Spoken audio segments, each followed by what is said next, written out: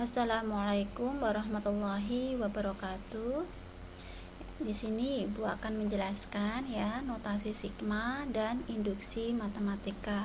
Sebelum kalian mempelajari lebih jauh tentang induksi matematika ya, karena induksi matematika itu berkaitan dengan pembuktian ya, maka kita akan belajar terlebih dahulu tentang notasi sigma.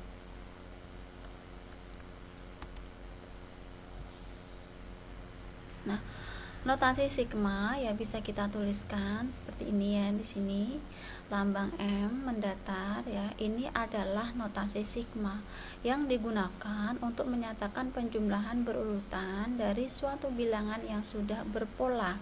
Maksudnya berpola bagaimana? Jadi misalkan ada sebuah deretan bilangan ya, itu 1, 2, 3, 4 dan seterusnya. Jadi polanya itu tetap ya, 1 ke 2 tambah 1, 2 ke 3 tambah 1 dan seterusnya ya. Kemudian bentuk umum dari notasi sigma bisa kita tuliskan sigma I sama dengan 1 sampai N UI ya. I sama dengan 1 ini merupakan batas bawah, yang N ini merupakan batas atas ya. Jadi UI ini bisa kita tuliskan U1 ditambah U2 ditambah U3 sampai ditambah UN ya. Seperti kita tahu tadi, sigma itu merupakan penjumlahan ya. Nah, kemudian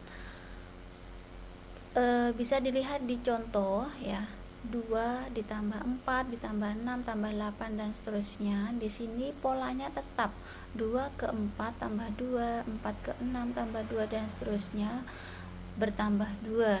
Jadi kita bisa tuliskan dalam bentuk notasi sigma I dari 1 sampai 50 2I. Kemudian bagaimana ketika misalkan kita dikasih notasi sigma ya, kita bisa menjabarkan ya. Misalkan di sini I dari 1 sampai 3, dari 3 sampai 5 2K ya, bisa kita jabarkan 2 kali 3 karena I-nya berjalan dari 3 sampai 5. Jadi 2 kali 3, 2 kali 4 tambah 2 kali 5. Sifat-sifat notasi sigma yang pertama, sigma I dari 1 sampai NUI bisa kita tuliskan. Ini merupakan definisi notasi sigma ya. U1 ditambah U2 ditambah U3 dan seterusnya ditambah UN. Kemudian sigma I dari 1 sampai NUI ya bisa kita tuliskan ya, di sini UK, maka di sini yang batas bawahnya K sama dengan 1. Selanjutnya nomor 3, sigma I dari 1 sampai NK itu N sama dengan N dikalikan K. Misalkan kita punya sigma I dari 1 sampai 5, di sini 7. Artinya kan 7 ditambah 7 tambah 7, 7-nya sebanyak 5. Jadi bisa kita tuliskan 5 kali 7. Ya. K di sini konstanta bilangan ya. Kemudian sifat yang keempat, sigma I dari 1 sampai NK kali UI.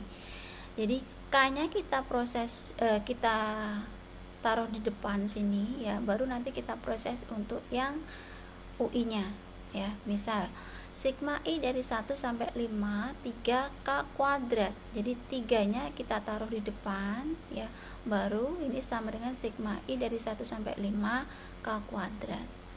Kemudian sifat yang kelima, sifat berupa penjumlahan atau pengurangan. Jadi kita bisa memisahkan ya, sigma I dari 1 sampai NUI ya ditambah atau dikurang sigma I dari 1 sampai NVI. Misal sigma I dari 1 sampai 7 ya, K kuadrat ditambah 2K bisa kita tuliskan sigma I dari 1 sampai 7 K kuadrat baru ditambah 2 kali sigma I dari 1 sampai 7K ya. Tadi 2K bisa kita proses, 2-nya ditaruh di depan. Sifat yang keenam, sigma I dari 1 sampai N UI jika batas bawah dan batas atas dikurang 1, maka fungsi yang di sini nanti setiap unsurnya I kita tambah 1. Begitu juga sebaliknya, jika batas bawah dan batas atas ditambah 1, maka unsur I di sini nanti kita dikurangkan 1. Contoh, sigma I dari 1 sampai 5 3K bisa kita tuliskan ya. Misalkan batas bawah dan atas kita tambah 2, maka K yang di sini berubah menjadi K dikurang 2.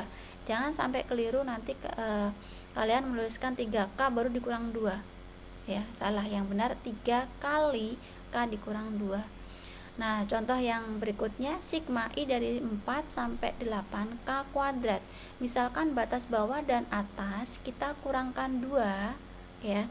Jadi di sini I sama dengan 4 dikurang 2, di sini batas atasnya 8 dikurang 2, maka unsur K di sini akan berubah menjadi K plus 2. Ya, baru nanti kita kuadratkan. Jangan sampai keliru, K kuadrat baru ditambah 2. Ya, jadi yang benar K-nya dulu kita ganti K plus 2 baru dikuadratkan.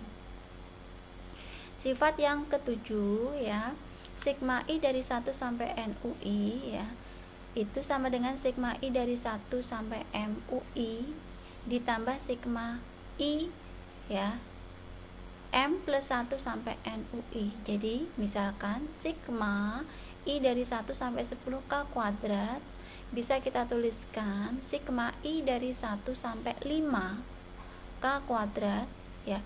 Lihat di sini batas atasnya 5, maka batas bawah di sini lanjutannya. Jadi I sama dengan 6 sampai 10 ya, K kuadrat.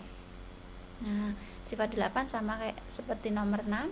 Kemudian sifat yang nomor 9, ketika ada pengkuadratan maka kita bisa menguraikan menggunakan aljabar ya. Ini sama dengan aljabar A ditambah B dikuadratkan sama dengan A kuadrat ditambah 2AB ditambah B kuadrat, sama dengan ini. Kalau pengurangan berarti U dikurang V dikuadratkan, berarti U kuadrat dikurang 2 kali U kali V ditambah V kuadrat ya. Ini untuk notasi sigma. Selanjutnya kita ke induksi matematika pada video selanjutnya.